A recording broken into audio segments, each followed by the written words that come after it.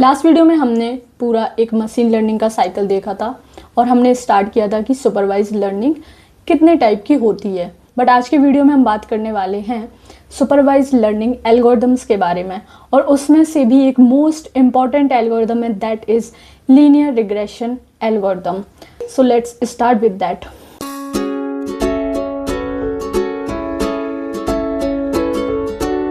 And before we start with our linear regression, let's talk more about supervised learning algorithm. Let's more talk about supervised machine learning algorithms. Supervised learning includes different types of algorithms used to predict outputs based on labeled data. यहाँ पे एक most important चीज़ याद करने वाली है, that is labelled data.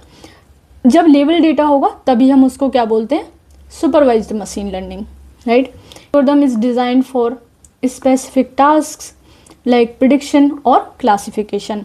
अब यहाँ पे ये प्रिडिक्शन और क्लासिफिकेशन क्या है, ये हमने लास्ट वीडियो में डिस्कस किया था। अब हम स्टार्ट करते हैं लीनियर रिग्रेशन के साथ। यहाँ पे हम बहुत हाई लेवल देखने वाले हैं कि लीनियर रिग्रेशन के क्या गोल होते हैं, क्या कॉन्सेप्ट है। इसके बाद हम स्टेप बाय स्टेप इसमें आगे बढ़ते जाएंगे। It lives strictly in the regression room of supervised learning. अब इसका गोल क्या होता है, to predict a continuous infinite. As ये इस तरीके से एक लाइन इंटरसेप्ट करता है और इनफाइनाइट तक लेके जाता है, और कब तक लेके जाता है वो हम आगे डिस्कस करेंगे। अब इसमें कॉन्सेप्ट क्या होता है, it assumes the straight line relationship between the clues x and the target y, जो कि हमने यहाँ पे देखा। तो x यहाँ पे आ जाएगा अपना और y यहाँ पे आएगा, और ये यहाँ पे एक लाइन का रिलेशनशिप बनाने का ट्राई करता है। As x goes up by changes at a steady rate, right. अब जैसे x हमारा ऊपर जाएगा तो y भी हमारा यहाँ पे चेंज होता चला जाता है। इसके बाद अगर हम अपने इक्वेशन के बारे में देखें तो मैथ में हमने ये इक्वेशन बिल्कुल पढ़ी हुई है, y is equal to M x plus C. अब y यहाँ पे क्या है, अपना the final prediction, right, the final prediction. इसके बाद अगर हम बात करें m क्या है यहाँ पे, तो the slope, the angle of the line, यानी कि अगर हम देखें तो ये वाली चीज़। इसके बाद x हमारा क्या हो गया, योर इनपुट डेटा फीचर, यानी कि ये। इसके बाद अगर हम सी को देखें तो द इंटरसेप्ट, जहाँ से हमारी लाइन स्टार्ट हो रही है। अब इस ग्राफ में हमारी लाइन यहाँ से स्टार्ट हो सकती है, यहाँ से स्टार्ट हो सकती है, तो वो हमारा क्या कहलाएगा, इंटरसेप्ट कहलाएगा। अब सेकंड पॉइंट आता है इसमें y वर्सेस y हेड का। अब यहाँ पे ये y हेड क्या है और y क्या है। y हमें पता लग गया कि हमारी एक्चुअल वैल्यूज़ हैं, मतलब अगर हमारा ये ग्राफ है तो इसमें ये y क्या है, हमारी एक्चुअल वैल्यूज़ है। और y हेड क्या होने वाला है, मान लो ये हमारे ग्राफ पे ये x है, ये y है, यहाँ पे कुछ डॉट्स हैं, राइट। बट कुछ डॉट्स हमारे किस पे होंगे, इस लाइन के ऊपर होंगे, ठीक है। तो इन डॉट्स को हम क्या बोलेंगे, y हेड बोलेंगे। अभी हम इसका एक डिटेल्ड ग्राफ आगे देखने वाले हैं, ठीक है। So y actual values, these are the typical data points dots floating on your graph representing the historical facts, मतलब पुराना data, historical facts. y hat क्या है, हमारा प्रिडिक्टेड वैल्यूज, जो हमारे मॉडल ने प्रिडिक्ट करी हैं। So the mathematical guess this value is permanently glued to the straight trend line, मतलब इस लाइन के ऊपर जो वैल्यूज हैं उनको हम प्रिडिक्टेड वैल्यूज या y हेड वैल्यूज बोलते हैं। अब एक पॉइंट और आता है लीनियर रिग्रेशन में, that is the error residual, the physical gap between the actual truth and the guess. अब यहाँ पे अगर हम देखें तो error is equal to y minus y hat, इसको हम एरर बोलेंगे। और इसी एरर के बेसिस पे हमारा जो लीनियर रिग्रेशन का जो मॉडल होता है वो अपनी वैल्यूज़ को चेंज करता है, राइट। अब यहाँ पे मैंने बोला था ये हमारा थोड़ा सा डिटेल ग्राफ है। अब इसमें हम x को मान लें कि हमारे हाउस की स्क्वायर फीट की वैल्यूज़ हैं। अगर हम x को मान लें तो हाउस की स्क्वायर फीट की वैल्यूज़ हैं। y को हम मान लें तो वो हमारा हाउस का प्राइस है। अब हमें स्क्वायर फीट के हिसाब से प्राइस को निकालना है। जो हमारा हिस्टोरिकल डेटा है उसने हमें क्या दिया, ये डॉट दे दिए, ये ऐसे डॉट दे दिए उसने, ठीक है, तो इसने हमें डॉट दे दिए। अब अगर आप ये पॉइंट देख रहे हैं तो ये क्या है, वाई हैट है, करेक्ट है। तो इधर ही हम अपना एरर निकालते हैं, error equal to Y minus Y hat. अब क्या होगा, जब हमने एरर को निकाला, अब थर्ड स्टेप में हमारा आएगा इंजन। अभी इंजन क्या क्या काम करेगा देखते हैं। So this is how we mathematically measure the mistakes. इस तरीके से हमने मैथमेटिकली अपने मिस्टेक्स को मेजर करा। अब इसके बाद होगा the algorithm calculates the error Y minus Y hat for every single data point, squares that number to make it positive and severely punish huge mistakes and adds them all up. अब इस सब को करने का goal क्या है, हमारी जो भी एरर्स आई हम उनका स्क्वायर करते जाएंगे, हर एक पॉइंट के ऊपर हम स्क्वायर करेंगे, इसका इसके साथ हम बाय माइनस बाय हैट निकालेंगे, इस पॉइंट का इस पॉइंट के साथ निकालेंगे, फिर इसका इस पॉइंट के साथ निकालेंगे, और फिर हम उसको सम अप करते जाएंगे। और ये हम कैसे करेंगे एग्जाम्पल में आगे देखते हैं। बट इन सबको करने का गोल क्या है, the goal is to find the one specific line where this sum of squared error is as small as possible.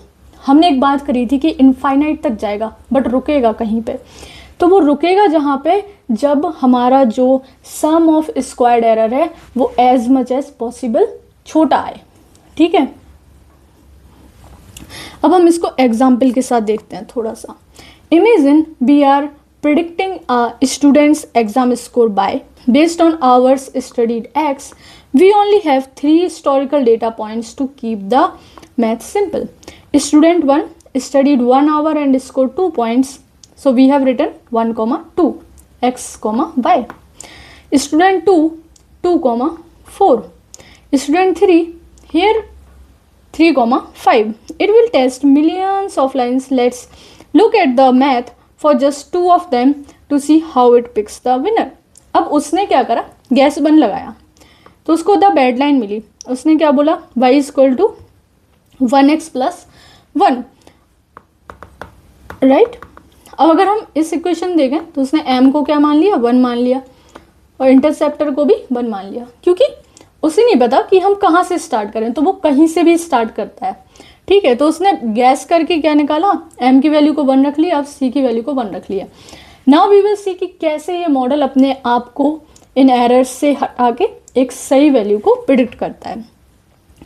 Hours x actual score Y AI prediction score Y hat and error is Y minus Y hat. जब उसने 1 घंटे पढ़ाई की तो उसका actual score 2 है, AI prediction ने 2 निकाला, एरर कितना है 0। जब उसने 2 घंटे पढ़ाई की, एक्चुअल स्कोर 4 है, और उसने जब ये वाली इक्वेशन लगाई तो उसको एरर मिला तो उसको एरर मिला 1। सेम 3, 5, उसको एरर यहाँ पे कितना मिला 1। अब जब उसने total sum of squared errors किया, इसको हम शॉर्ट में बोलते हैं SSE, तो उसे मिला 2.0। अब वो ट्राई करेगा दूसरा गैस करने का कि क्या पता इससे कम एरर मुझे मिले, तो उसने गैस 2 लगाया, जिसको हम बोल रहे हैं the perfect line. The AI adjust its slope and guess y equal to 1.5x plus 0.5। जब उसने सेम इस तरीके से काम किया तो उसको क्या मिला, सिर्फ 0.5 मिला, वो भी सेकेंड पॉइंट पे। और जब इसने अपना SSE निकाला तो इसको सिर्फ मिला 0.25, जो कि बेहतर है 2.0 से, राइट। तो now it will compare these two gases and will take the lower value. So here it is 0.25 and throw back gas 1. अब ये कौन से गैस को रखने वाला है, गैस 2 को। और अब द लर्निंग प्रोसेस क्या है, ये डिसाइड कैसे कर रहा है कि मैं कौन से गैस को रखूँ, कौन से गैस को हटाऊँ, राइट। तो इस सब की लर्निंग प्रोसेस क्या है, उसको बोलते हैं हम gradient descent. This is how the AI automatically fixes it's mistakes. Think of the AI as a blindfolded hiker dropped onto a massive ball-shaped mountain where the height is the total error. अब अगर आप इस graph को देखें, ये parabola है, अगर आप इस ग्राफ को देखें तो इसमें ये जो सारी इसकी हाइट है उसको हम एरर मान रहे हैं, राइट।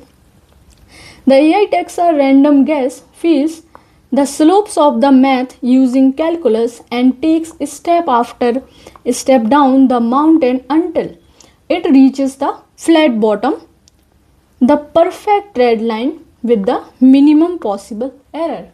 अब वो क्या करेगा, एज वी नो ये एरर कर्व हमारा y equal to X square से बन रहा है, इसमें हम कैलकुलस को यूज कर रहे होंगे, राइट। अब क्या हुआ, जब एक हाइकर को ड्रॉप किया गया माउंटेन पे तो वो यहाँ जाके रुका। अब हम इसको क्या बोल सकते हैं कि ये हमारा गैस 1 है, जहाँ पर इसने 1 एंड 1 को सिलेक्ट कर लिया था, राइट। अब क्या हो रहा है, अब उसको लगा कि ओके अभी तो मैं बहुत ऊपर हूँ, अब इस एरर को हम क्या कर सकते हैं और डाउन कर सकते हैं।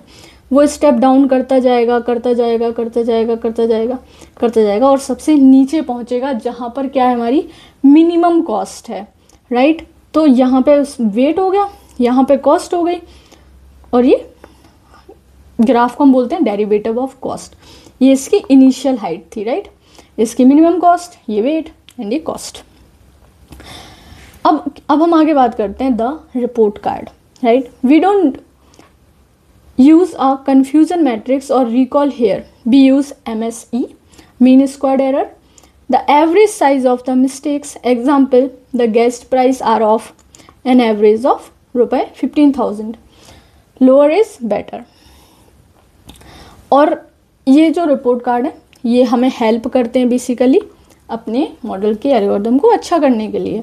सो इसमें हम एक MSE को यूज़ करते हैं और एक हम R स्क्वायर मतलब R स्क्वायर्ड को भी यूज़ कर सकते हैं। A percentage squared showing how well the line tracks the real world chaos closer to 100% is better। अब इसमें बता गया MSE है अगर तो हम रखेंगे लोअर इज बेटर है, अगर R स्क्वायर्ड है तो हम रखेंगे क्लोजर टू 100% इज बेटर। अब 6th पॉइंट आता है the 4 golden rules assumptions, right। linear regression is a DEBA and demands the data strictly follows these rules।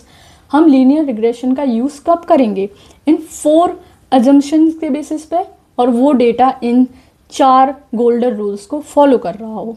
पहला है linearity, the raw data must actually look like a straight line not a curve. हमारा data एक straight line दिखना चाहिए, curve नहीं दिखना चाहिए। अब लीनियरिटी को अगर हम बहुत अच्छे से देखें, linearity x and y should be able to draw a straight line। so let's suppose in an example buying apple versus throw ball, if one apple costs 10 rupees, 220, 330, this type of graph we want। imagine graphing the height of a thrown baseball over time। it starts slow, gets high into the air and comes back down forming a giant U shape, right।